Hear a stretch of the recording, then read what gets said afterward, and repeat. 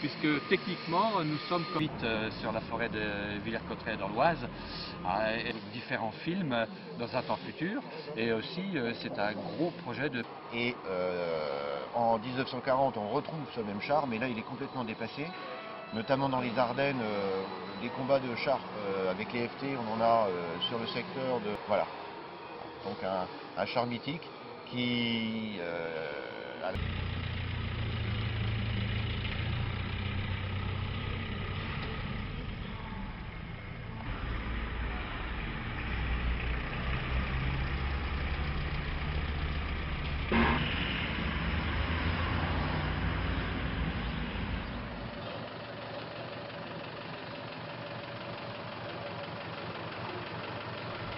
Assembler ce que vous avez sous les yeux. Et on s'est dit, bon. Ah mais j'y arrivé.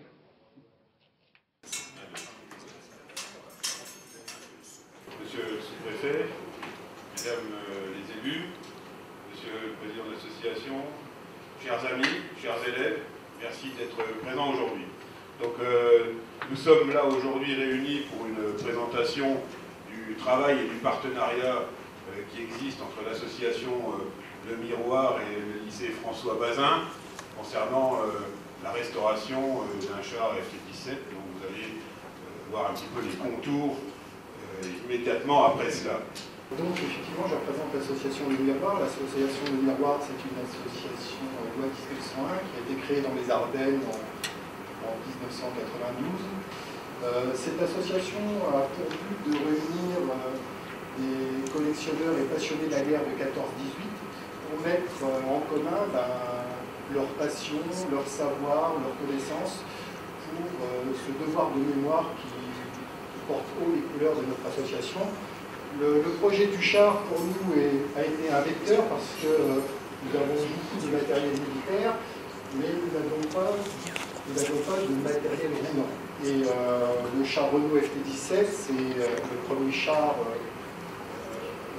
digne de ce nom. Hein.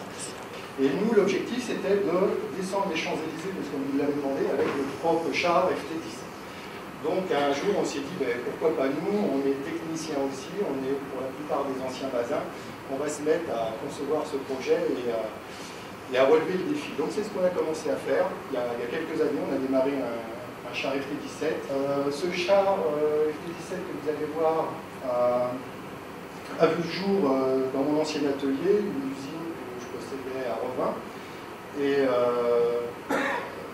très vite, on s'est rendu compte que si nous voulions respecter notre objectif de 2017, il fallait qu'on trouve un partenaire qui puisse nous donner des moyens humains supplémentaires et un peu plus d'envergure à notre projet pour pouvoir faire voler le char sur les Champs-Élysées comme vous l'avez demandé.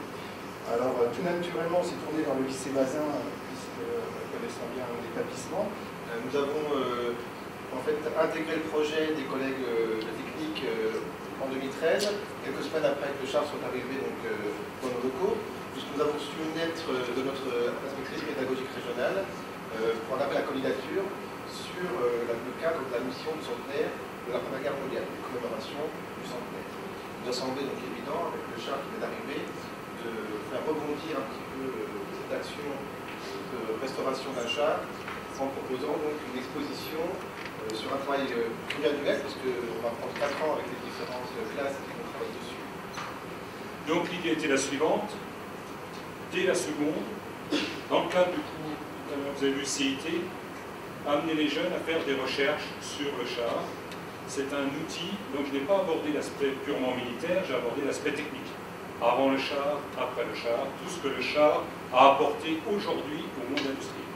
Avec les jeunes étudiants que vous voyez ici, là c'est assistant technique d'ingénieur, première et deuxième année, eux m'ont rédigé les dossiers presse, que je vous ai fait parvenir. J'ai encore un peu de travail. Et avec les BTS maintenance et chaudronnier, là on va aborder l'aspect technique. Donc on appuie à la demande de M. Pajot et M. Donc on a régulièrement des jeunes de seconde, une douzaine je crois, qui t'accompagnent, voilà, qui l'accompagnent et qui se mettent au service de l'équipe. Et en avançant dans nos travaux, on va fédérer petit à petit toutes les sections en fonction de la spécialité de chacun. Je vais laisser la parole à M. Beau. Donc je vous rappelle que Monsieur Beau, donc vous avez quel âge déjà? 15 ans. Voilà, Monsieur Beau a 15 ans, il est en seconde, il arrive à Bazin en septembre dernier. On va voir d'abord l'histoire du char en lui-même, donc pourquoi il a été créé, puis qu'est-ce qui en a résulté, comment on a pu faire pour qu'il s'adapte à la situation. Donc les Anglais créeront d'abord le Mark I, donc c'est un char qui est extrêmement lourd, extrêmement imposant. Donc il a des tourelles, vous voyez, sur les côtés qui sont fixes. Des espaces pour pouvoir voir et il est relativement haut. Donc il pesait presque 25 tonnes selon le modèle. Donc le FT17 arrive et crée un véritable renouveau puisque déjà ces chenilles, elles sont dépassantes sur les côtés et en plus, chose totalement nouvelle pour l'époque, c'est une tourelle qui tourne à 360 degrés. Donc le chef de char tireur, dès qu'il voulait donner une indication au conducteur, il appuyait soit son genou droit ou son genou gauche pour indiquer à droite ou à gauche et tapait sur le casque pour indiquer le départ ou l'arrêt. Une tourelle pivotante à 360 degrés pour pouvoir tirer sur toutes les cibles autour de soi. Un poids léger pour l'époque, donc 6,7 tonnes et un blindage qui allait de 18 à 24 mm. Et un moteur de 30 chevaux, donc l'un des meilleurs de l'époque. Et une vitesse maximale de 6 km/h, ce qui faisait qu'il pouvait accompagner les fantassins. Donc merci de votre attention et maintenant on va pouvoir aller voir le Renault FT17 se trouvant à la chaudronnerie de notre lycée.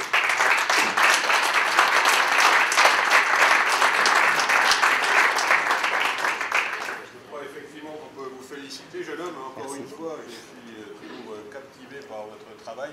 Merci. Et ça fait plaisir de voir des jeunes de 15 ans, après une année passée au lycée François Godin, 3 mois, avec M. Forest et les autres enseignants, présenter quelque chose de cette qualité. En tout cas, bravo, et tu nous as donné envie, effectivement, d'aller voir sur place ce que ça donne. Allons-y.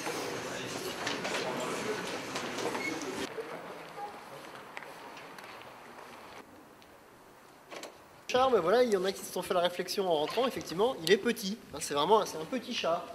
C'est un char léger. C'est un char léger. Ce char, chez Renault, on l'appelait le petit machin. C'était la petite machine de Louis Renault. C'était vraiment le char du patron.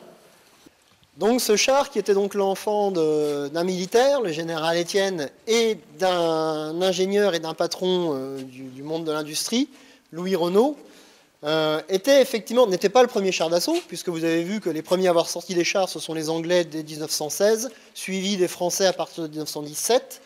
Mais ce char était une synthèse des meilleures solutions de l'époque, on va dire.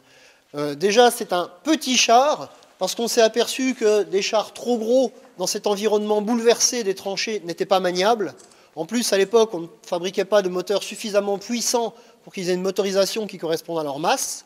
Donc là, on a choisi un moteur petit. Savoir que le moteur qui était monté sur ces chars, c'est le moteur qui équipait les autobus Renault de la ville de Paris. Vous savez, ces fameux autobus à plateforme, qui sont restés en service très longtemps d'ailleurs. C'est le même moteur que le char FT17. Donc c'est un moteur qu'on avait déjà produit en quantité significative, qui est un moteur fiabilisé et qu'on avait capacité de produire en grande quantité. C'était le premier char au monde à n'avoir que 2 membres d'équipage. Un pilote, un chef de char, qui également manipulait les armes. Les premiers chars avaient des blindages qui dépassaient à peine les 10 mm. L'objectif était seulement d'arrêter des éclats d'obus. Là, sur le FT17, on commence à avoir des blindages qui, sur les faces avant, atteignent près de 25 mm d'épaisseur, ce qui est déjà relativement solide. Ce char, également, a une conception particulière pour l'époque, c'est le moteur à l'arrière. Vous voyez, le moteur était placé dans cette partie ici. Le compartiment moteur, en fait, allait jusqu'à l'arrière de la tourelle, et vous aviez le moteur et la transmission qui étaient regroupés d'une manière unique à l'arrière. Comme le moteur se trouvait au même endroit que les roues motrices, il n'y avait pas besoin d'arbre de transmission. Après, c'est une solution qui a été développée sur le secteur civil beaucoup plus tard. Il faut arriver après la Seconde Guerre mondiale avec par exemple la 4 chevaux Renault pour avoir un groupe motopropulseur avec les roues motrices et le moteur au même endroit. En plus, ce moteur placé à l'arrière faisait que le centre de gravité du char se trouvait non pas à l'avant mais bien à l'arrière. Ce qui permettait qu'en cas d'obstacle, Au lieu d'avoir un char lourd de l'avant qui tombait dans les trous, le FT-17, il se cabrait. Et il montait. On voit des photos où on voit des cabrages particulièrement spectaculaires du char, où on le voit se cabrer pour passer les obstacles, ce qui lui permettait de ne pas rester bloqué dans les trous, les tranchées, les trous d'obus, etc. Comme c'est un moteur éprouvé, le char Renault était probablement l'un des premiers chars à être capable de rouler plusieurs jours de suite sans maintenance. C'était aussi le problème de ces premiers chars. S'ils étaient puissants et capables de renverser, de traverser les tranchées adverses, ils n'étaient pas capables de fonctionner au-delà de quelques heures.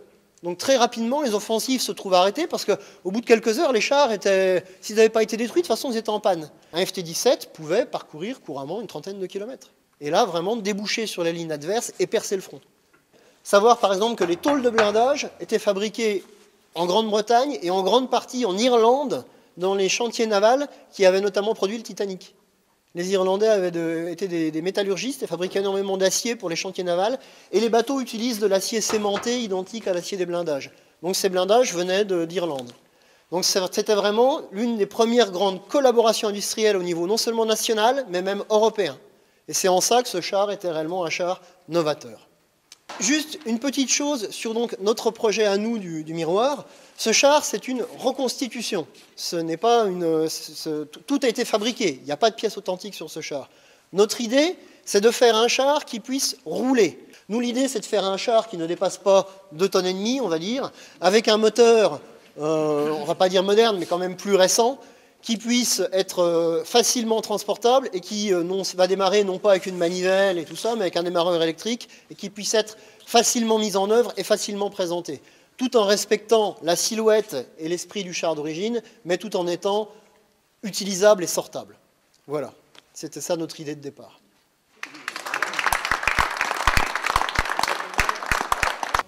Donc, monsieur le sous-préfet, j'ai le plaisir de vous offrir un souvenir de cette visite au lycée François Bazin. Mais voilà, donc c'est pour vous laisser un souvenir. On espère que ça prendra bonne place dans votre bureau, monsieur le sous-préfet. Ah oui, oui. Voilà, on a le plaisir de vous offrir ceci. Merci beaucoup. Voilà. Merci beaucoup. Bon, bah écoutez, en tout cas, merci beaucoup pour ce geste, monsieur le proviseur. Ça me touche beaucoup. Comme peut-être certains le savent, je suis un ancien officier de l'armée de terre. J'ai servi 17 ans dans l'armée. Donc tout ce qui est histoire militaire, chars, bataille et technologie, eh bien, m'intéresse fortement.